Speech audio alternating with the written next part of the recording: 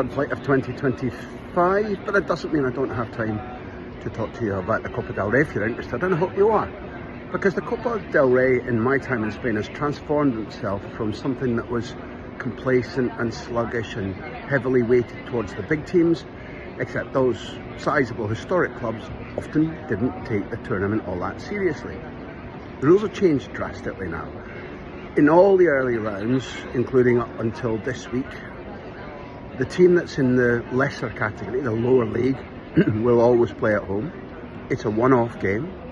Teams are bound by the rules to field at least 7 first-team footballers. That means that it's sudden impact. And what happened when Barcelona started taking the cup really seriously and winning it was that Real Madrid did too. They woke up famously winning it. A brilliant game at Mestalla. A ball in, I think, from Angel Di Maria to Cristiano Ronaldo. A 1-0 Clásico win in Valencia, which was part of that 3 Clásico in 15 days sequence in 2011. It was an astonishing win.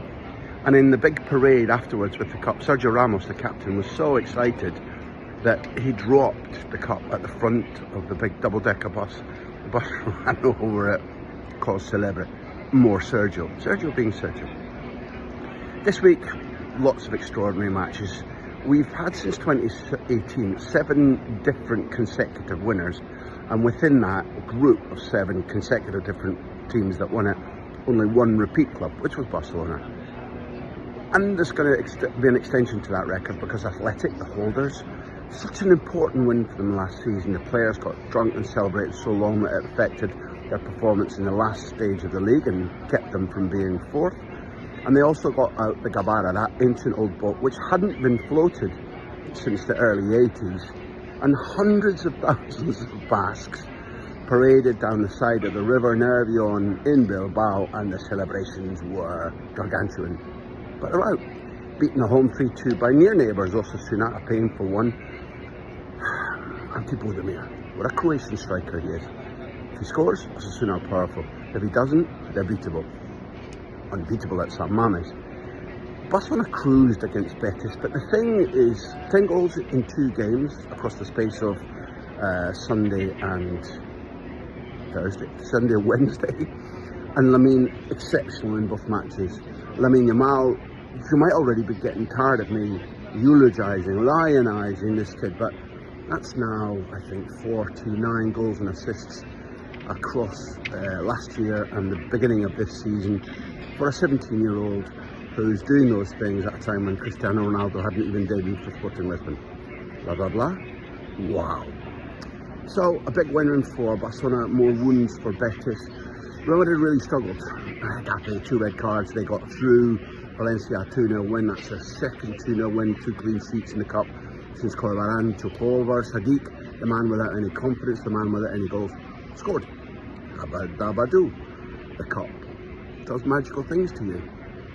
Maybe the most tense game, most interesting game. Real Madrid, after their thumping in Jeddah against Barcelona, hosts Celta, who can't win on the road. They're 2-0 up. There's barely 10-11 minutes remaining. They take off Mbappe, they take off Vinicius, they take off Modric, and bam bam, 2 goals for Celta. Bad defending by Camavinga in one of them, a penalty given away needlessly by young Asensio, who he's got a very dodgy personal background. But as a footballer, very fast. He will grow on you. He will become dominant in that central defence for Real Madrid.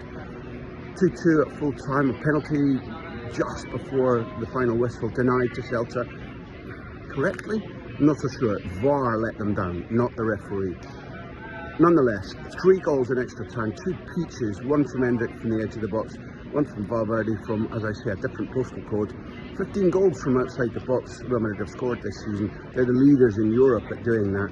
It was extraordinary. A second goal for Endrick really late on, a back heel, and emotional interviews from him because he barely gets a game.